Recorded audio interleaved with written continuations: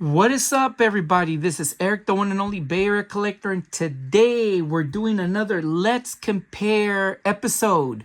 This time we are comparing the game Bill and Ted's Excellent Video Game Adventure. As you can see, I have three different versions of this particular game. But what makes them apart or what's going on? So I will emphasize on that in a little bit.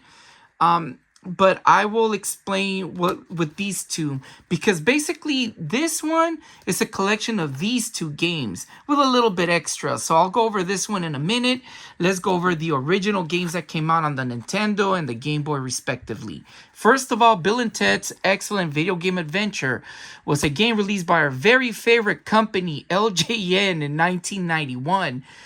This particular game is considered to be a sequel to the Bill and Ted's Excellent Adventure movie. However, around the time the game was released, Bogus Journey, the continuation of the movie, was already released, and soon after this game was released around the same time. So it's probably like a grab for both movies. But the story in this game is like a continuation of, or you can say it's like kind of like the in-between story between Excellent Adventure and Bogus Journey. No, it's actually a continuation of Bogus Journey, I could say. Sorry. It took me a moment to think about it, because in this game, you play as Bill and Ted, who are asked to go back and help out historical figures whom the bad organization that's after them in Bogus Journey, I believe it was Nomolos. They're after them, you know. But in this one, it's not that they go after the robot versions of them. It's more like they took the historical figures and send them into different time periods. So Bill and Ted have to go back, bring them back from the different time period, lure them with a special item, and take them back to the right time period. So the game is an isometric adventure game platformer, and I say that in the interestingly of things, because some people consider this game an RPG, while others consider this a platformer. I consider it a platformer. I don't think it's an RPG. In each level, you go. I believe there's 6 levels. There's like 6 levels on this game, and in each level, the first level you rescue one historical figure. In the second level is 2, and then it increases the amount of historical figures you have to go after next as the levels go by. And it's a little bit of a challenge, because in each level you're looking for the historical figure, and then you're looking for a specific item that'll lure him or her to go with you and travel back to their right times. For instance, you got Rembrandt the painter. You need to give him a paint roller, but then in each level you'll find other items that belong to other figures, but you have to give them the right one, if that makes sense. And once you uncover the correct item, that's when the historical figure will appear in the level. I know it's a mouthful with what I just explained, and it's probably one of the reasons why this game was considered to be not very likable. It took me, now this is a game I just recently beat. It took me like many years to beat it. I used to originally have a copy of this one when I was a kid, and I just couldn't get far on it. It was a very hard level, even if you use cheats, and I used cheats to beat it, I'll be honest. This one is still a hard game. The thing is that it's just going around the level trying to find where you're at. So I know that for a fact that if you have the manual, they give you some useful maps to kind of know where you're going. So if you have the manual, or you use some sort of like a game guide or maps that you can find online, it'll greatly help you out on that game. Otherwise, you're going to be lost on what to do. But believe it or not, it's a fun game. Oh, and another thing, when you dial in the phone booth to reach the level, you go through something called the Circuits of Time, which is like a little mini game that has you dialing each particular number. But if you hit the wrong, like the death mask, it'll send you back, and it'll spin the phone booth around. So you have to capture. You can also control this little bubble that moves very slow, where you capture the phone booth and then throw it to the right number. That's another thing. But other than that, you have kind of like you have items like, I was gonna say yogurt, pudding cups, firecrackers, music that'll help you with the locals, because all these locals want to do is throw you in jail, and you need coins to get out of jail and keys. So it becomes a very tedious game. I know. Sorry, I said it in a mouthful, but that makes up the level. So you go into a level, you got to look for the historical figure and their particular item, all in the while avoiding some of the locals, which can take you to jail or take your coins from you if you bump into them. The other thing is that the jump is very crazy. You jump like all the way around the screen, and you have to get to another part and move around the isometric level, which is kind of difficult. But at the end of the day, sometimes jumping into a certain particular area, some of the crazy locals that are after you won't be able to get you. So that's a little bit of a help. You'll see in the gameplay what I do, but it's very tedious. So this game is, I consider it a sequel to Bogus Journey, because it's like an additional storyline. And of course, as of now, they made the new movie, Bill and Ted's new movie. So I would say that this is like between those two, Bogus Journey and the new movie that came out. Haven't seen that one yet, so yeah. And then the Game Boy one, the Game Boy one came a little bit after the NES one, and this one's Bill and Ted's Excellent Game Boy Adventure: A Bogus Journey. That's what they call it. And it came out on the Game Boy, and this one came out in August. Bogus Journey came out in July, the movie. This one came out in August, and this one came out in October. So this is technically a sequel to the game. So this one is more direct to the Bogus Journey movie. Nomolos kidnaps historical figures, puts them in different areas.